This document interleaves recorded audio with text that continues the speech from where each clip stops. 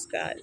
इस प्यारे से सुंदर से माहौल में और इस छोटे से चैनल लाइफ एक पाठशाला में आप सभी का स्वागत है। अगर आप इस चैनल पे नए हैं तो प्लीज़ सब्सक्राइब ज़रूर कीजिएगा और अगर पुराने हैं तो आपको पता होगा कि इस टाइम मैं 10 दिनों का टास्क लेके चल रही हूँ खुद के लिए, जिसमें मैं डेली 10 मिनट टहल रही हूँ।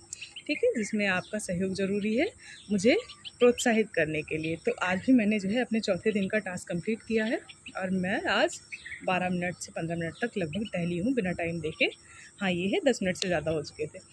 और थोड़ी-सी टाइमिंग बढ़ाने का रीज़न ये कि आज यहाँ का मौसम बहुत अच्छा है, बारिश हुई है और सुहावना मौसम है, ठंडी हवाएँ हैं, अच्छा माहौल था तो टहलते-टहलते टाइम का पता नहीं चला। और बारिश की बात याद आती है, मुझे एक कहानी याद आ रही है आज।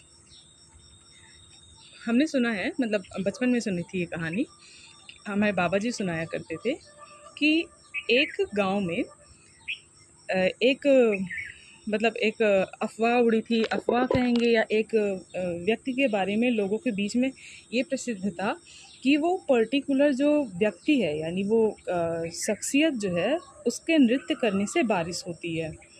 तो धीरे-धीरे ये एक लोगों से दूसरे लोगों में वो बात पहुँचती गई। ये बात पहुँचते-पहुँचते एक युवा वर्ग के पास पहुँची कि दूसरे गाँव में जो व्यक्ति है, उसके नृत्य करने से बारिश होती है।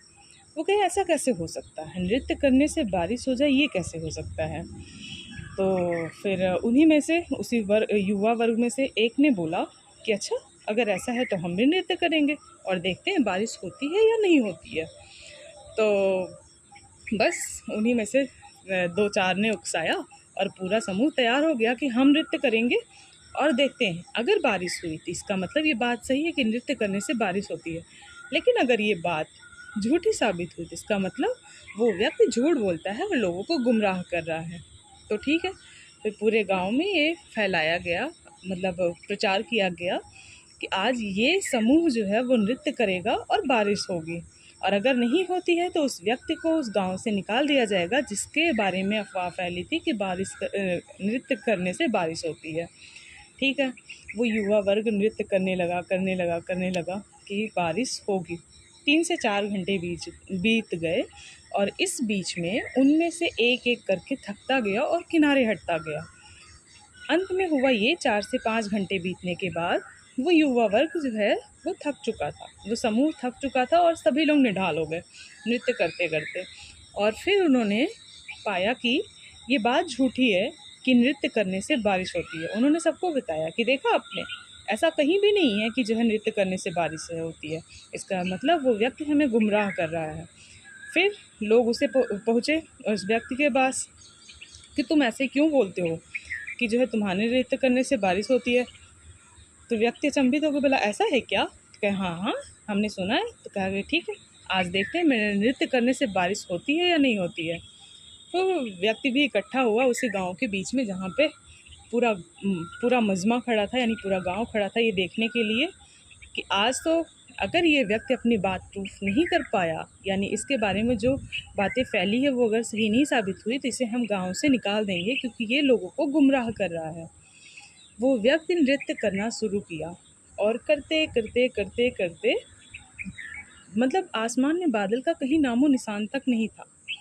लेकिन एक समय ऐसा आया कि बादल जो है, काले घने बादल जो है वो आसमान में छाने लगे। लोगों की धीरे-धीरे नज़र तो पड़ी। फिर ऐसा भी हुआ एक समय कि बारिश भी होने लगी। पूरे गांव के लोग अचंभित, ऐसा हो कैसे गया? वो समूह नृत्य किया तो बारिश नहीं हुई, इसके नृत्य करने से बारिश कैसे हो गई? फिर भी वो पूरी भीड़ खुश थी और आश्चर्यचकित भी थी। हर्षोल्लास से वो लोग जो है तालियां बजाने लगे। कुछ लोगों ने जो है उसे प्रोत्साहित भी किया और तारीफ़ भी की, सब कुछ किया और कहा कि अरे वाह!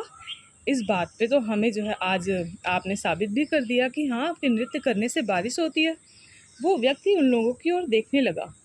कहा कि ऐसा आपसे किसने कहा कि मेरे नृत्य करने से बारिश हुई?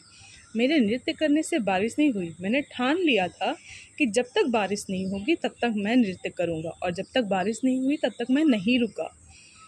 ये सुनकर वो गाँव के लोगों को एक सीख मिली और इस सीख को हम लोगों को भी सीखना चाहिए कि कोई भी प्रयास हमें तब तक करना चाहिए जब तक हमें सफलता नहीं मिल जाती। आज के टाइम में ऐसा होता है कि हम किसी एग्ज़ाम की प्रिपरेशन कर रहे हैं या कोई भी टास्क लेते हैं, उसके लिए थोड़ा-सा प्रयास करते हैं, थक जाते हैं और फिर पीछे हट जाते हैं। ये सोचिए कि जितना आप आगे बढ़े हैं, पीछे हटने के लिए भी आपको उतना पीछे आना पड़ेगा, उतने कदम पीछे करने पड़ेंगे। तो क्यों ना उसी कदम को आगे बढ़ा लिया जाए, यानी प्रयास पूरा किया जाए। सफलता मिलना ना मिलना ये तो बात की बात है। और सफलता अगर नहीं भी मिलती है तो हर असफलता के साथ हमें एक सबक मिलता है कि हमें अगर आगे प्रयास करने हैं तो उनमें कौन सी कमी रह गई थी जिसे हमें सुधार कर आगे बढ़ना है। तब हम सफलता की ओर बढ़ पाते हैं। इसलिए प्रयास को कभी भी बीच में छोड़ना नहीं चाहिए। ये मैंने भी अनुभव किया है अपने साथ कि कोई भी चीज़ मैं मतलब शुरू करती हूँ, फिर थोड़े दिन के बाद ही निराश हो जाती हूँ कि नहीं यार, मेरे से नहीं हो रहा है। जैसे अभी के टाइम पे जो है, अगर जहाँ मैं जुड़ी हूँ आप लोगों से, उसी पे अगर मैं देखूँ, यूट्यूब पे ही है कि या कोई भी मतलब इस तरह से अगर कोई चैनल स्टार्ट करता है, उसमें स्टार्टिंग में सब्सक्राइबर नहीं बढ़ते हैं, व्यूज़ नहीं बढ़ते हैं। अगर 10 लोगों ने शुरू किया है तो उनमें से 5 लोग जो है पीछे हट जाते हैं, यार सब्सक्राइबर ही नहीं बढ़ रहे हैं, व्यूज़ ही नहीं आ रहे हैं, कोई पसंद ही नहीं कर रहा है हमें, वो पीछे हट गया। लेकिन उन्हीं में से कुछ लोग रहते हैं जो लगातार आगे बढ़ते रहते हैं, कुछ ना कुछ उसमें प्रयास करते ही रहते हैं, तमाम तरह की नई-नई चीज़ें जोड़ते रहते हैं और एक टाइम पे आज के उसमें अगर हम देखें तो एक समय पे अगर 4 से 5 लोगों ने शुरू किया है, तो उनमें से एक पर्सन ज़रूर आगे बढ़ा है, क्योंकि और स्टार्टिंग के अगर उनके कंटेंट देखेंगे तो हाँ, वो परफेक्ट नहीं थे, लेकिन हर चीज़ में वो धीरे-धीरे ऐड ऑन करते-करते आज उनका कंटेंट इतना आकर्षक होता है, इतना सबक वाला होता है कि हम उससे कुछ ना कुछ सीख के ज़रूर जाते हैं। तो ये चीज़ें हमें अपनी ज़िंदगी में अप्लाई करना चाहिए और मैं भी थोड़ा-सा सीखने की कोशिश करती हूँ। बस कभी-कभी ये जो कहानियाँ याद आ जाती हैं, इसमें ये जो कहानियाँ होती हैं ना, ये हमें एक अच्छा सबक दे के जाती हैं। बस वो सबक हमें अपनी ज़िंदगी में अप्लाई हमेशा करना चाहिए, उस सबक के साथ आगे बढ़ना चाहिए। तो आज के लिए बस इतना ही।